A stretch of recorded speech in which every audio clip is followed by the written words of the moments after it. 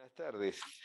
Siguiendo con la telecapacitación de los jueves científicos, hoy día 3 de febrero del 2022, vamos a tener como ponente a la doctora Kelly Franco Bustamante.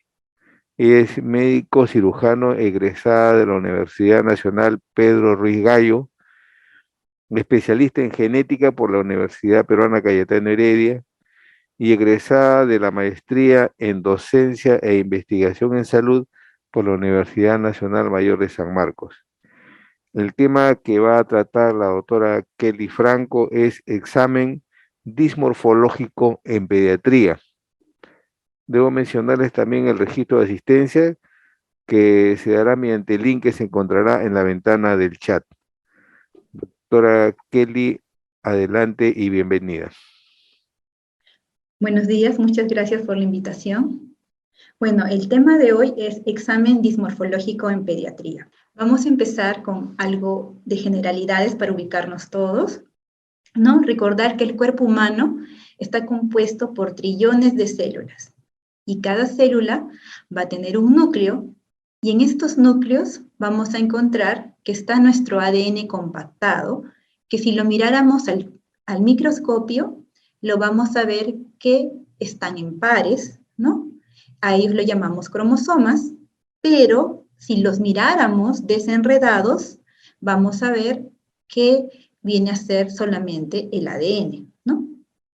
Entonces, ¿qué es importante que debemos recordar? Que cuando hablamos de genética, debemos recordar que el gen viene a ser la unidad física y funcional de la herencia. Ahora, ¿qué es importante?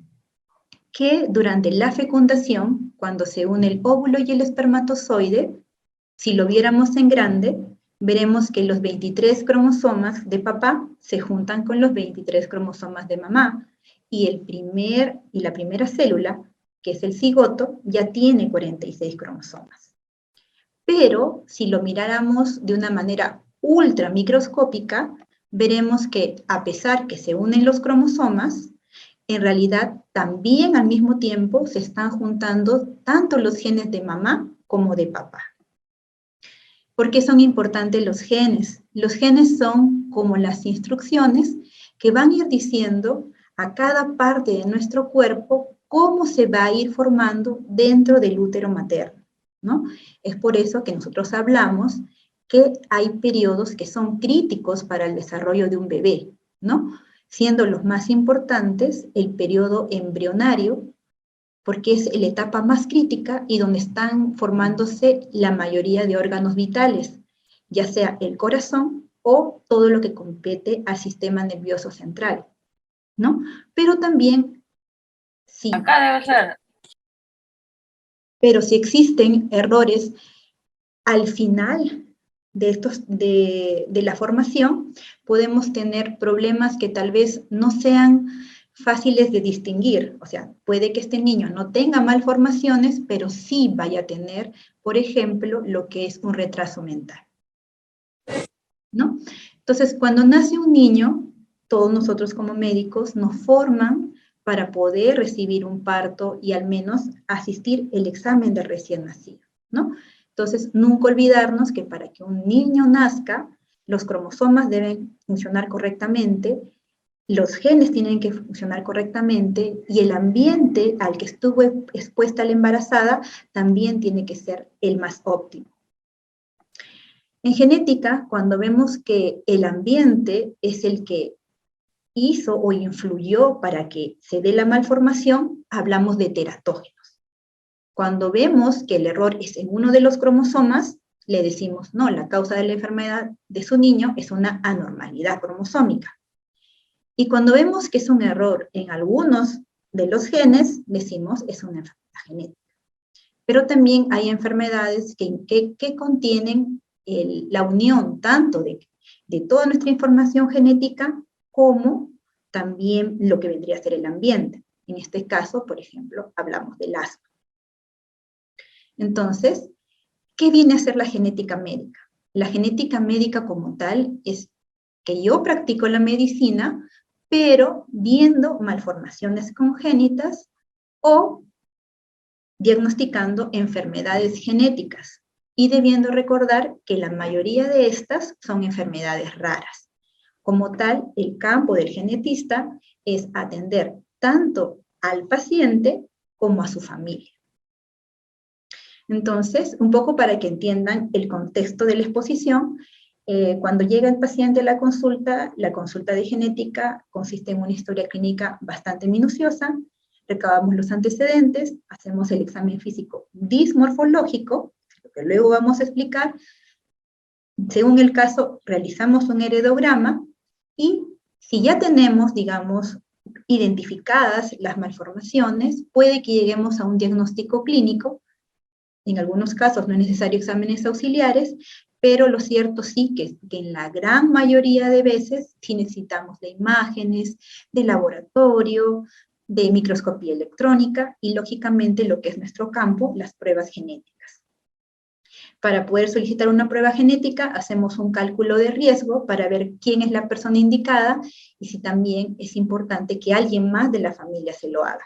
También se le explica cuáles son las opciones para poder reducir este riesgo y después de haber finalizado esto, se le puede plantear un tratamiento, si es que existiera un tratamiento para esta enfermedad. También, en el caso que hacemos nosotros, la parte de cáncer hematológico, también hay maneras de cómo prevenir complicaciones.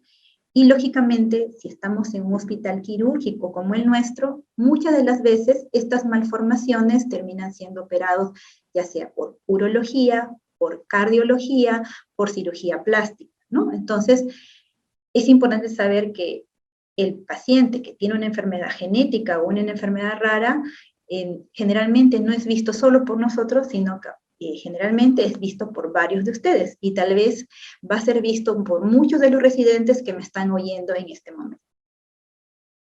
Entonces, ¿qué es la dismorfología como tal? La genética como tal es muy amplia, ¿no? Y la dismorfología es aquella rama que solo estudia las anomalías congénitas debido a que han habido errores en la biología del desarrollo, ya que puede ser que hubo un problema, como les decía yo, en el ambiente, puede haber habido un problema con los cromosomas, pudo haber algún problema con sus genes, ¿no? Y como esto influye en la conformación de la estructura normal de un órgano, esta persona va a nacer con una malformación física. Entonces, recordar que toda malformación congénita menor es sencilla. Puede tener una corrección inmediata, una corrección estética, y no trae repercusiones permanentes para la persona, ¿no? Por ejemplo, un apéndice preauricular.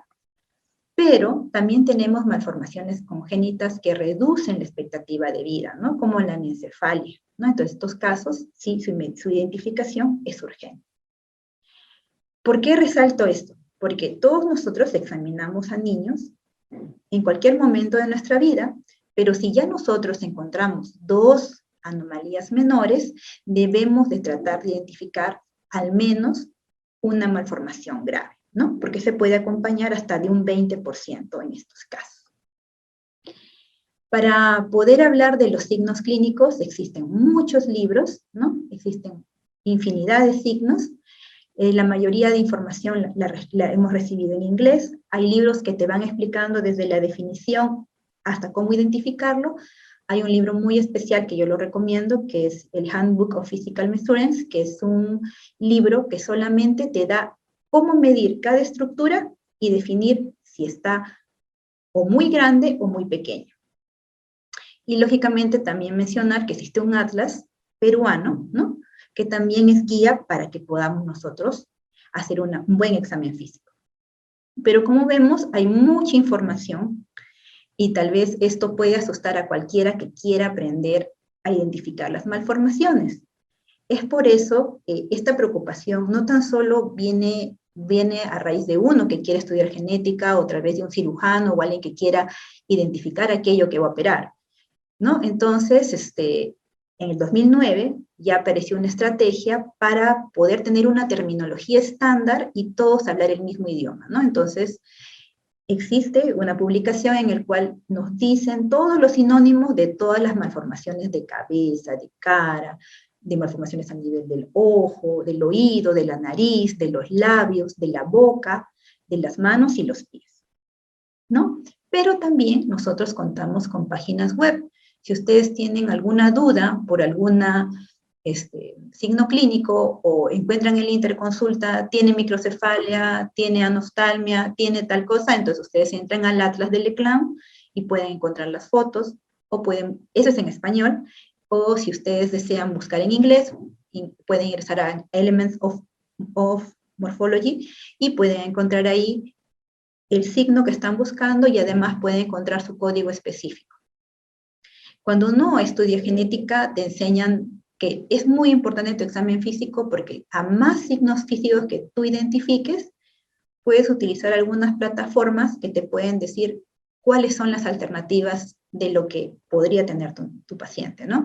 Entonces, una de ellas es POSUM, la otra es la London Database, también puedes utilizar OMIN, pero también estamos hablando de aquí de un montón de enfermedades, pero también hay otras plataformas que son mucho más específicas, que vamos, por ejemplo, solamente anomalías congénitas, digo, anomalías cromosómicas, por ejemplo, UNIC, y lo que llamamos microdeleciones y duplicaciones en Decipher.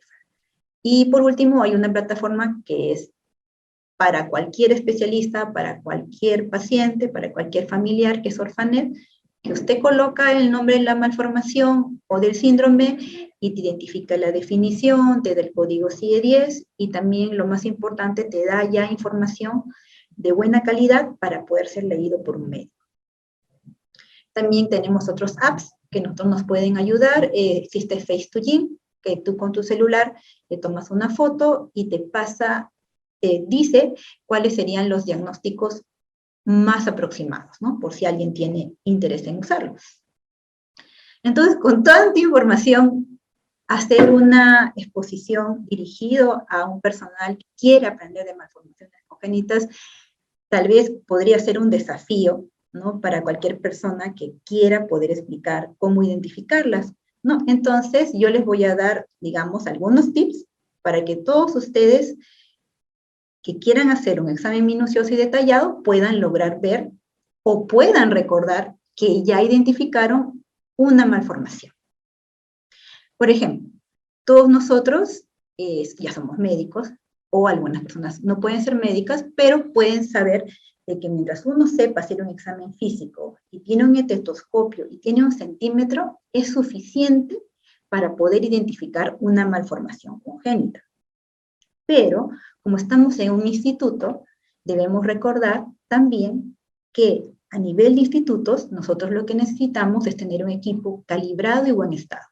Entonces, por ejemplo, en el caso de neonatos, tener una balanza neonatal, tener una balanza pediátrica calibrada, podemos tomar medidas exactas mediante calipers y, lógicamente, la talla tiene que ser tomado mediante un tallímetro. Aquí estoy compartiendo la fuente, ¿no?, de UNICEF en cuanto a cómo tú deberías elaborar tu propio tallímetro, ¿no?, que está compartido también en el Colegio Peruano de Nutrición. ¿Qué es lo que es importante que debe recordar? Si hablamos un poco de semiología y retrocedemos un poco a la época de la educación médica, siempre nos explican que tenemos que examinar todo, y es cierto, cuando uno decide buscar malformaciones, tiene que ver absolutamente todo y hacer un examen regional minucioso. Mientras tú lo hagas completo, vas a poder identificar las malformaciones. El orden, creo yo, que eso es a decisión de uno propio, ¿no? Pero a modelo didáctico vamos a iniciar desde lo que es somatometría y vamos a ir descendiendo poco a poco a las diferentes estructuras. Por ejemplo, el peso y la contextura es muy importante. Uno, las contexturas delgadas que nosotros vemos mucho en genética, generalmente lo hemos visto más en Klinefelter, o lo hemos visto en pacientes con Marfan, ¿no? Los pacientes obesos también llegan a la consulta, pero debido a que la obesidad es bastante frecuente, debemos recordar que una obesidad debe ser importante para referir a genética cuando se acompaña de retardo mental, cuando se acompaña de sordera, cuando se acompaña de ceguera, ¿no? Entonces, eso también es importante recordar. ¿Cómo identifico yo una talla corta? Generalmente las mamás vienen y dicen, mi hijita no la veo del tamaño de otros niños de la misma edad, ¿no? Pero su definición médica es es que tenga una talla menor a 2 desviaciones estándar, ¿no? Entonces, por ejemplo, es una foto de una niña con un síndrome de Seckel, tiene la contextura delgada y son bastante pequeños, ¿no? También recordar que es básico el perímetro cefálico, hay muchos síndromes genéticos que van con macrocefalia, como el síndrome de Sotos, pero lo más importante es que no se nos escape una hidrocefalia, porque definitivamente su salida es quirúrgica, ¿no? Las microcefalias también son fáciles de diagnosticar y son evidentes muchas veces al diagnóstico. En cuanto a cráneo, recordar que nosotros estamos acostumbrados siempre a ver que el cráneo es homogéneo, pero existen diferentes tipos de formas de cráneo. Aquí es una forma de cráneo que se llama trigonocefalia, y es debido a que hay un cierre muy temprano de la sutura coronal. Pero lo más interesante es que esto, aparte de que nosotros lo vemos, también ahora hay herramientas como la tomografía en 3D que nos permiten identificar dónde está la lesión y también su futuro quirúrgico. Aquí les enseño imágenes de pacientes que han en su preoperatorio y su posoperatorio, ¿no? En la imagen A es una plagiocefalia y en la segunda también es una plagiocefalia. Y como pueden ver, son pacientes que pueden ser tratables, ¿no? En el caso de genética, nosotros lo que sacamos es el índice cefálico y de acuerdo a la proporción es que nosotros le vamos colocando el nombre de la malformación. Podemos ver malformaciones bastante severas en los ojos, como esta anostalmia, o como también cosas muy sutiles, como esta aniridia, ¿no? También, si seguimos bajando, podemos ver que hay niños que siempre nos parecen que están durmiendo, pero en realidad puede ser que sea una tosis bilateral, que también es un problema quirúrgico, que después de una operación es un mismo niño, ¿no? Vemos que ha mejorado. También es importante ver cómo son las fisuras palpebrales y su orientación. Por ejemplo, los niños con síndrome de Down, sus fisuras palpebrales son orientadas hacia arriba y los Treacher Colley son hacia abajo, por ejemplo. También la distancia de los ojos también son importantes para nosotros. Utilizamos términos como hipertelorismo, hipotelorismo, telecanto. Nosotros, como le decía, nosotros tenemos curvas para poder ver exactamente si está o no en menos 2 desviaciones estándar, pero también usted puede tomar una medida simple de la distancia intercantal interna y intercantal externa y hacer la división, y también puede tener un aproximado si usted quiere llegar a poder denominar esa malformación. Si seguimos bajando, nosotros vemos aquí las narices y podemos ver que hay un niño que tiene una nariz un poco más prominente y el otro tiene más bien el puente un poco deprimido, ¿no? Entonces, siempre es bueno ver la nariz, la conformación, el tamaño, si son permeables, ¿no? Por ejemplo, por las atresias de Coanas. Por ejemplo, a veces pasa desapercibido para nosotros las orejitas, y aquí en el hospital es súper frecuente que lleguen por microtias, ¿no? Y como ven, esta es una imagen de un pre y un post quirúrgico. Si bien es una malformación que tiene un montón de orígenes genéticos, pero lo más importante que deben recordar es que puede mejorar mucho su calidad de vida si es identificada y si es llevada a cirugía, ¿no? Otra cosa que observamos son las posiciones de las orejas, ¿no? Para eso es importante trazar una línea, ¿no?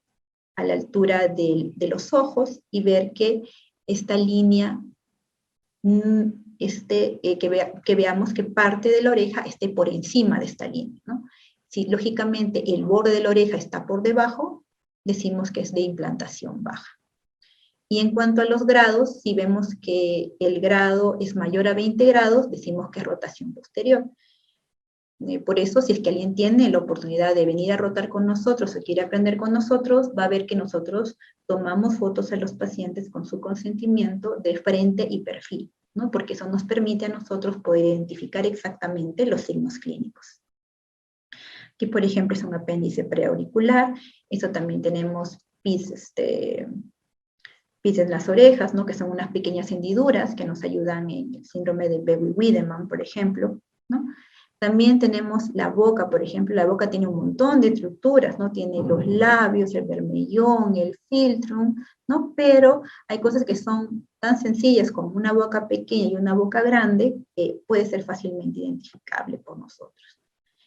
lo que también que es altamente quirúrgico, y yo pienso que, hasta yo recuerdo en mi época de infancia, creo que todos hemos visto personas con labio leporino o hendidura labial o fisura palatina, ¿no? Que también son netamente quirúrgicas, las retrognatias, las micrognatias, que en el hospital, cabeza y cuello, hacen tracciones y quedan muy bien, ¿no?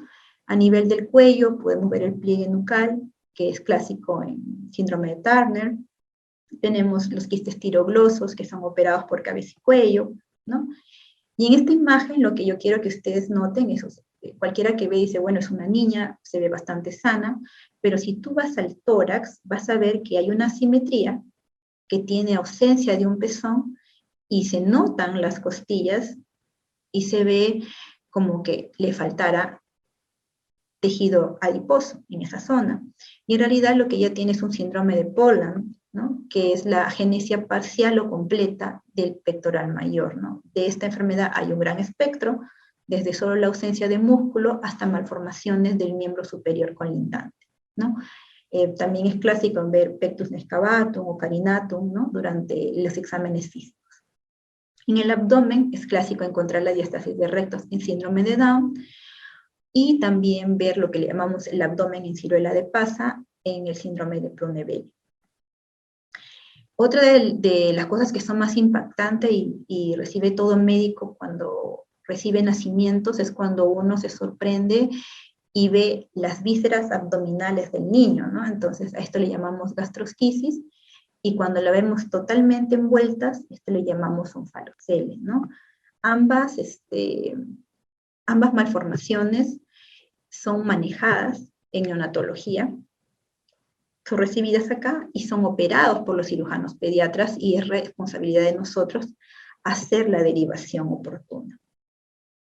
En cuanto al sistema genital, es sumamente importante por dónde está el meato uretral, ¿no?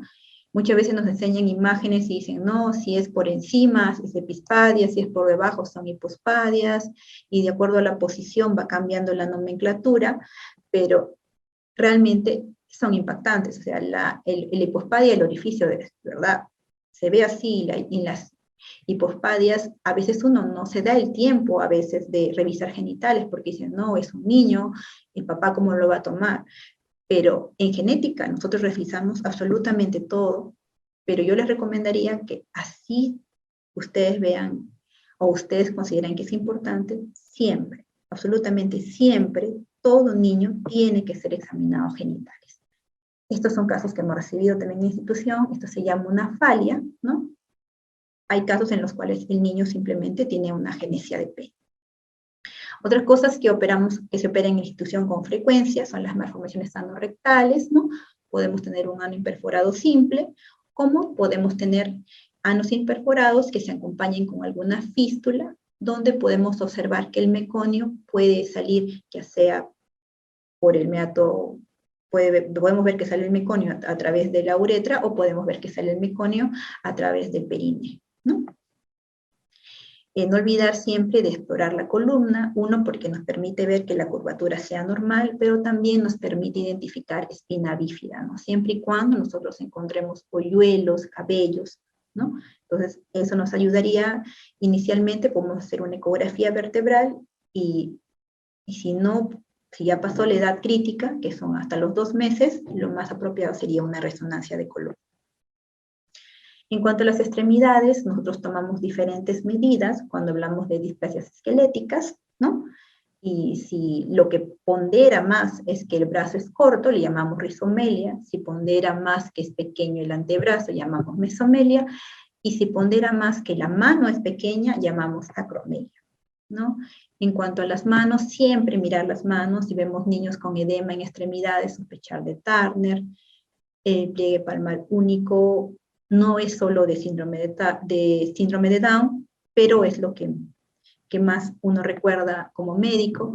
Podemos encontrar pulgares flotantes, por ejemplo, esta es una foto de una niña con anemia de Fanconi. Podemos tener manos en tridente, que es clásico de niños con acondroplasia.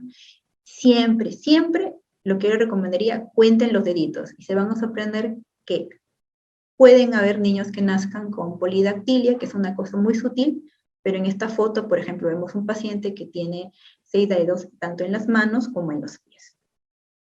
También podemos encontrar lo que es la sindactilia, ¿no? Que es la fusión congénita de los huesos. La imagen de la sindactilia es como ven en la imagen, y la imagen radiológica también, ¿no? Los pies pueden tener diferentes tipos de deformidades, ¿no? Pueden estar en calcáneo, en varo, en equino, y también podemos ver asimetría de ellos, ¿no? En el caso de genética esto es muy importante porque hay todo un capítulo de síndromes de sobrecrecimiento.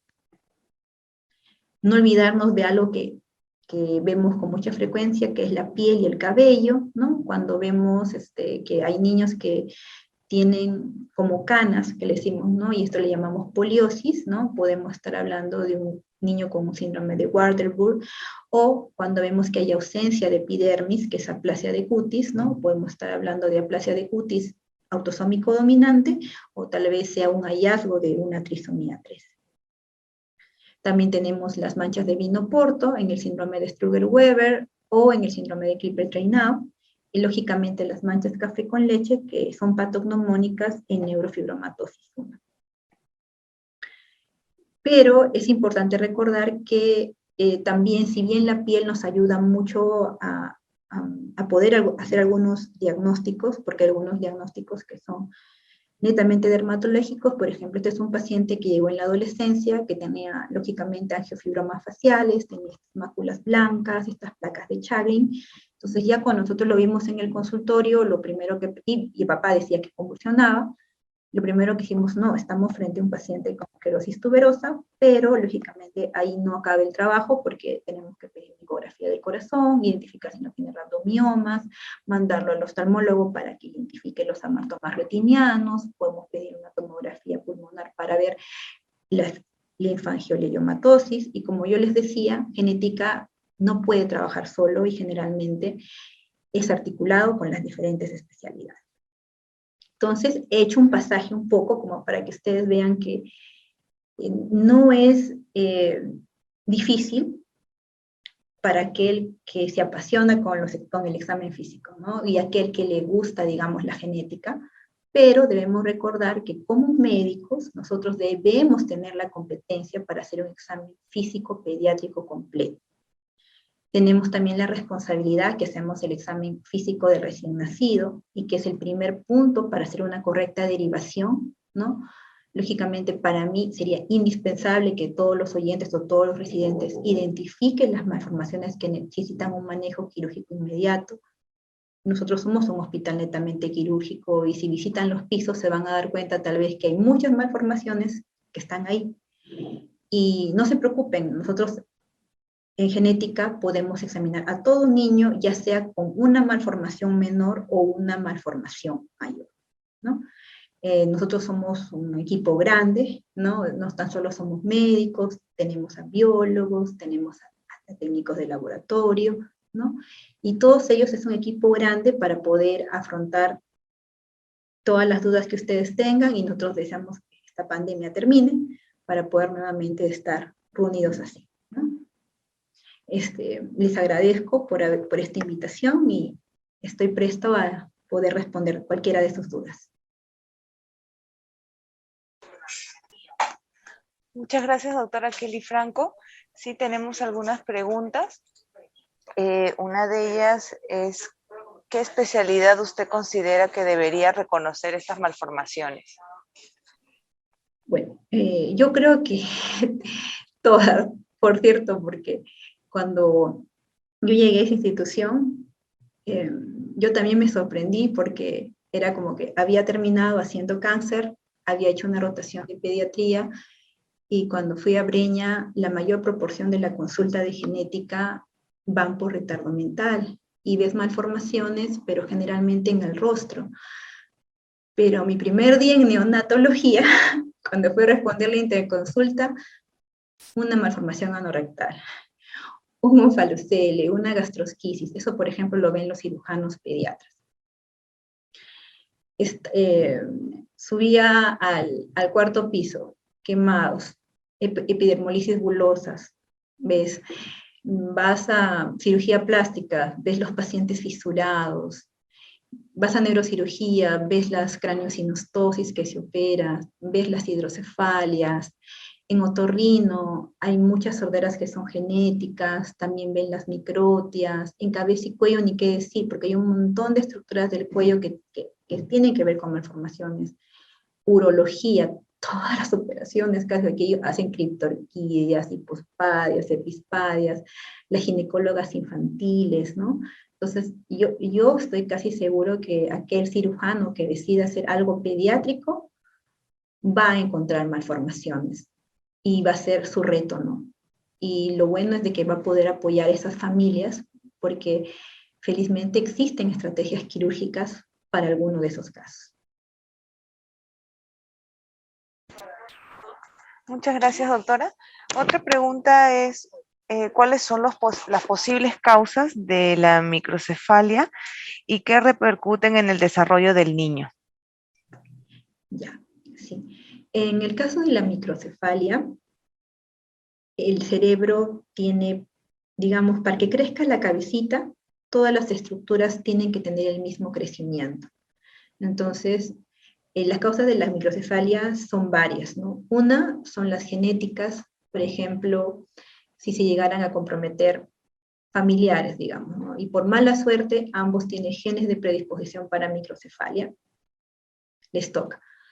Si, por ejemplo, por mala suerte justo se estaba produciendo el gen, ¿no? Y hubo un error, entonces va a ser el único en la familia con la microcefalia. Por mala suerte, la paciente estuvo expuesta a un gato, le dio toxoplasmosis, o tuvo Zika congénita, o tuvo Zika, el niño va a nacer con microcefalia, o sea, fue el ambiente durante el embarazo. Entonces, ya nosotros identificando la causa del defecto genético, podemos decir, bueno, el origen de esta microcefalia es por esto.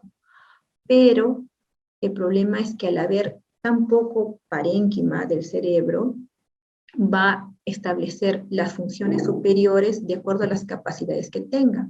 Entonces, en el caso de ellos, su abordaje primero es con el neurólogo pediatra para ver qué funciones cognitivas va a tener él, ¿no? Y qué otros problemas neurológicos podría llegar a tener.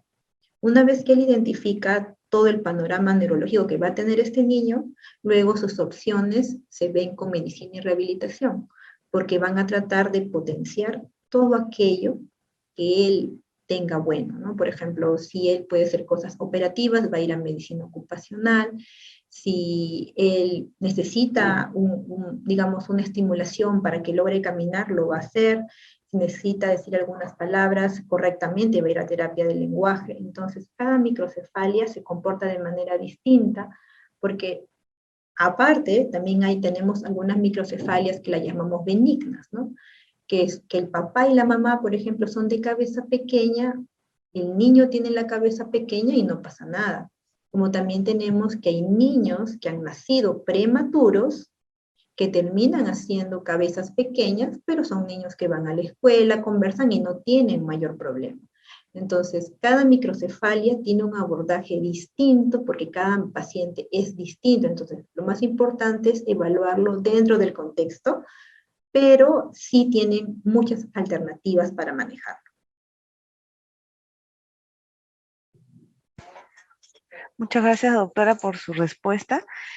Otra pregunta es, de los tipos de síndrome de Down, ¿cuál sería el peor de ellos y por qué? Ya. No, los síndromes de Down, en cuanto a los tipos genéticos, que es lo que nosotros manejamos, debemos recordar que el síndrome de Down, en la mayoría de los casos, y que quede claro, es un accidente. ¿Qué quiere decir? Que a cualquiera de nosotros nos puede pasar. ¿Por qué? Porque el cromosoma 21 se produce porque hay problemas en el momento en que se están separando los cromosomas. Entonces, como nuestro cuerpo no es perfecto, a medida que envejecemos es más frecuente que aparezca esta enfermedad.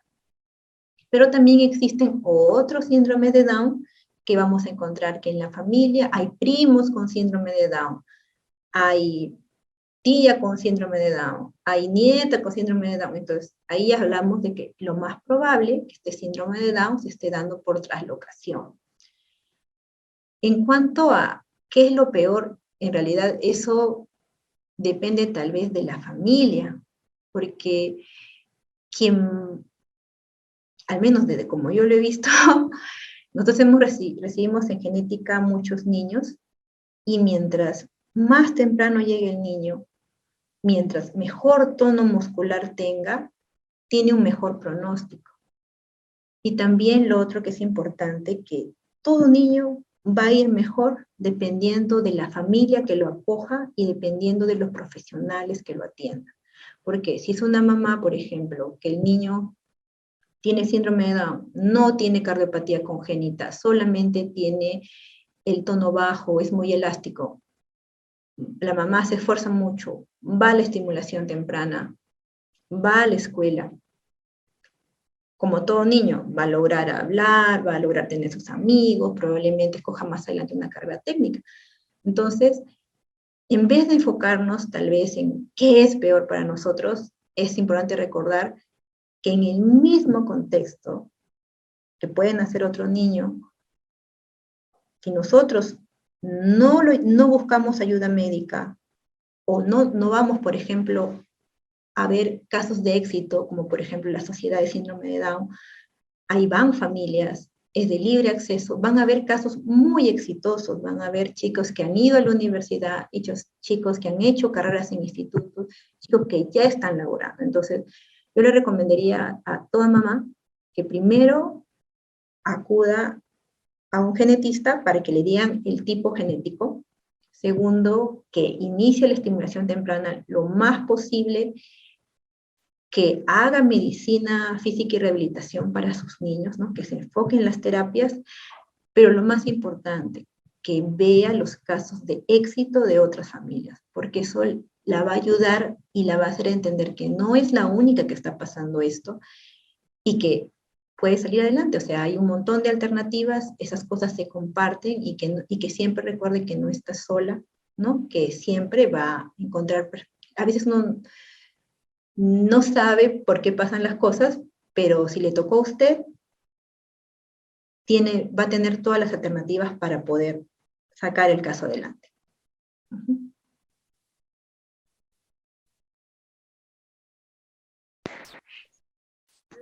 Muchas gracias, doctora.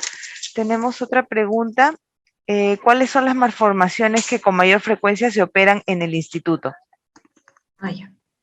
Sí, nosotros, por ejemplo, aquí está la unidad de fisuras, ¿no? De fisurados. Lo que más se opera acá son fisuras labiopalatinas.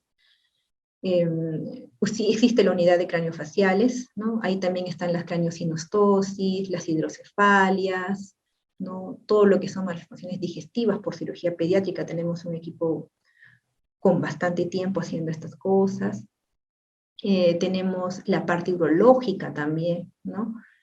Tenemos la parte de ginecología infantil, tenemos las microtias también que vienen mucho para otorrino, ¿no? Las hipoacusias se hacían antes con lo que es trasplante coclear, ¿no? En malformaciones también vemos la parte también de trasplante renal en aquellos pacientes que tienen poliquistosis renales, es una de las alternativas que le puede ofrecer el hospital. Y oftalmología también, por ejemplo, hay algunas cosas que ellos han operado con mucha frecuencia, como la tosis y también algunos problemas como obstrucciones de canales de conducto lacrimal, la parte de cabeza y cuello, por ejemplo, conducto tirogloso, fístulas, ¿no? Sí, creo que esas serían las más frecuentes. No, me olvidaba, y las cardiopatías congénitas, que es algo que hay todo un piso y es cosa de casi todos los días.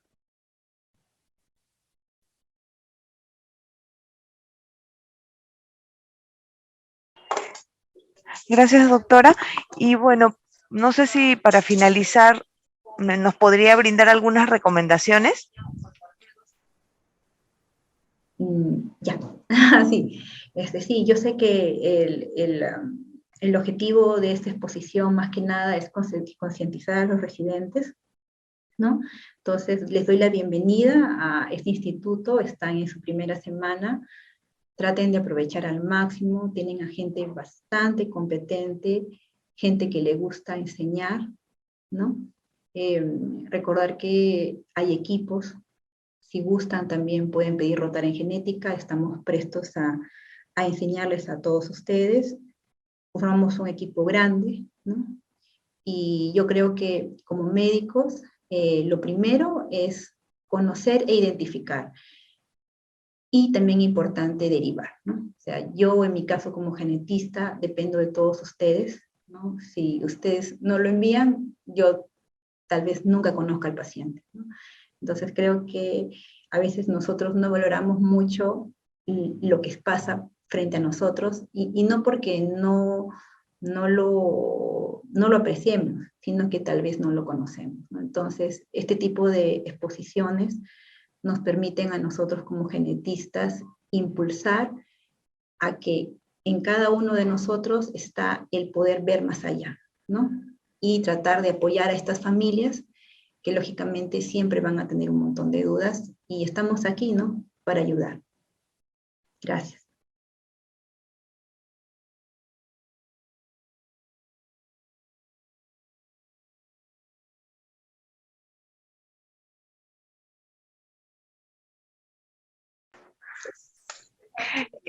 Muchas gracias, doctora Kelly. La Oficina de Docencia e Investigación agradece su gentil ponencia y también por compartir su experiencia profesional con todos nosotros. Además, agradecemos a los asistentes por su participación y los esperamos la próxima semana con otra telecapacitación de Jueves Científico. Muchas gracias. Buenas tardes.